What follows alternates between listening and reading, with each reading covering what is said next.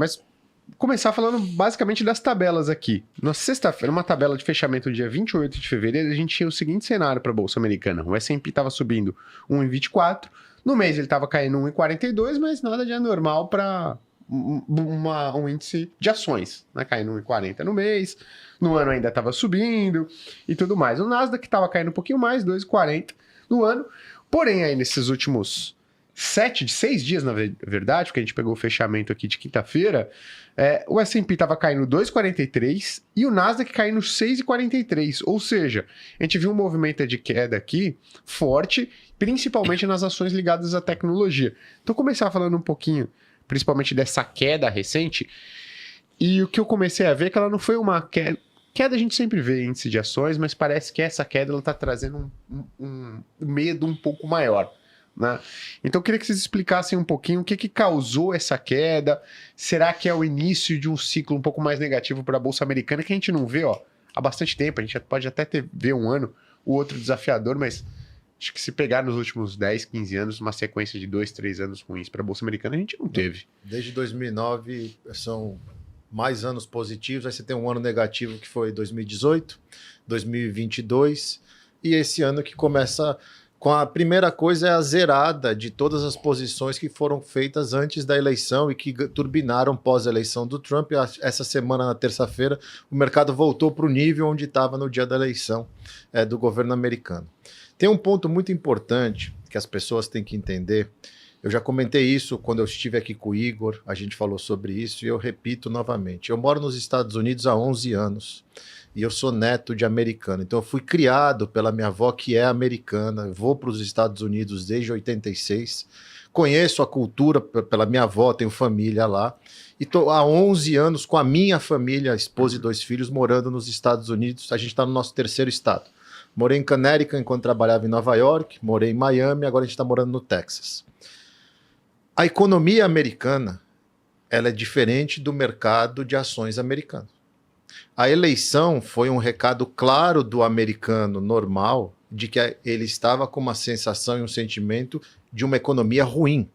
Por mais que a gente tenha uma bolsa subindo, por mais que a gente tenha pleno emprego, indicadores de pleno emprego e 2 anos de PIB de 3%.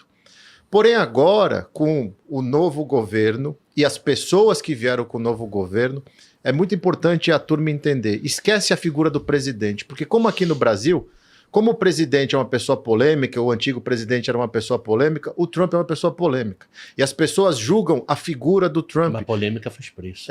Não, mas as pessoas julgam a figura do Trump e não olham o todo do resto.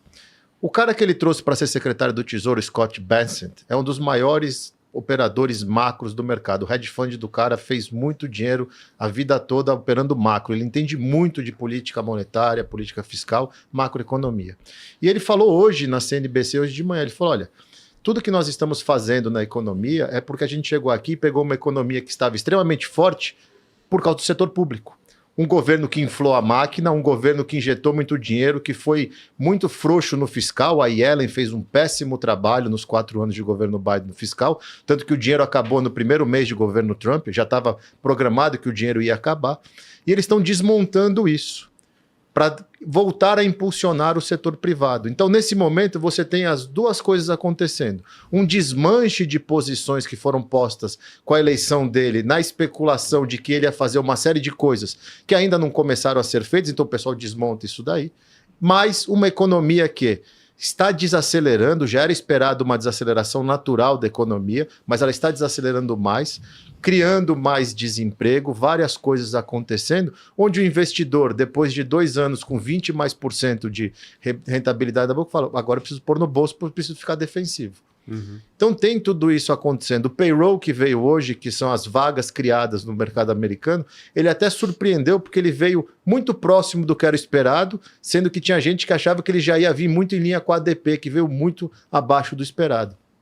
A gente vai ver uma deterioração do cenário econômico americano quando você começa a desinflar a máquina pública para poder dar espaço para o privado começar a fazer. Eles vão estimular em algum momento corte de impostos e tudo mais. E além disso, tem toda a história das tarifas e tudo mais, que, como o Cabral falou, o Trump é um cara polêmico, fala muito, muda de ideia muito rápido, faz muito barulho, que gera mais volatilidade ainda. Legal. Então vamos lá, eu acho assim, ok com o Fábio, mas eu acho que o curto prazo está diferente do médio e longo prazo. Eu acho que o que assustou muito no carnaval foi falas do Trump e não desmentir. Porque o que está acontecendo? O Trump fala e o Bessent desmente. Assim, na cara dura mesmo, fala, não, a gente está vendo isso para abril, não é para agora. A gente ainda está estudando. Ele não diz que você é mentiroso, ele só diz que você não está falando tanta verdade. Porque senão o Trump se dá arriscado mandar ele embora. Só um detalhe, ele trabalhou com o Armínio Fraga. Eles foram na mesma época, trabalharam. Um estava em Londres, o responsável em Londres pela América Latina e o Armínio Fraga responsável pela América Latina de Nova York. Isso é um dado curioso aí. Eu acho que o que está acontecendo nos últimos dias, o PMI já me deu a resposta. Vamos lá, vamos botar todo mundo na mesma sintonia. Quarta-feira saiu o ADP, que ele, a grosso modo, é o primo do nosso CAGED, a grosso modo. O modo de se pensar ADP e de se pesquisar. O ADP, ele veio 77, 73 mil vagas. E nessas 77, 73 mil vagas, se você pegar a economista, né, uma mulher que é responsável pela ADP, ela fala que o empresariado deixou de contratar com medo do que vai acontecer com as tarifas daqui para frente, porque cada hora vê uma história. Uhum.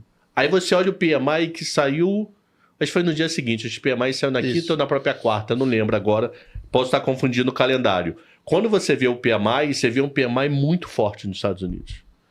Aí você fala, alguém tem papo de bêbado. Só para explicar para o pessoal o que é o ADP e o que é o PMI. O ADP né? O que é o primo indica? do CAGED. Ele é as pessoas que são contratadas nos Estados Unidos. Setor privado. Do setor Bom, privado. Isso. O PMI é o seguinte, eles chegam, você trabalha na Água Lindóia e perguntam para você lá na Água Lindóia o seguinte, olha, como foi seu mês de fevereiro? Você vendeu mais do que janeiro? Você teve muita procura? Os preços aumentaram do plástico que faz a garrafa, do líquido? Aumentou o salário dos seus funcionários? Então ele faz perguntas de como foi o dia a dia da empresa no mês de fevereiro. Libera uma prévia, um definitivo, o que saiu foi definitivo. E esse número veio muito forte. Aí o que a pesquisa fez? Voltou para você de volta. Pô, por que tão forte? Por que tão forte esse número? Aí o que você respondeu? Muitos responderam, principalmente no setor de alimentos.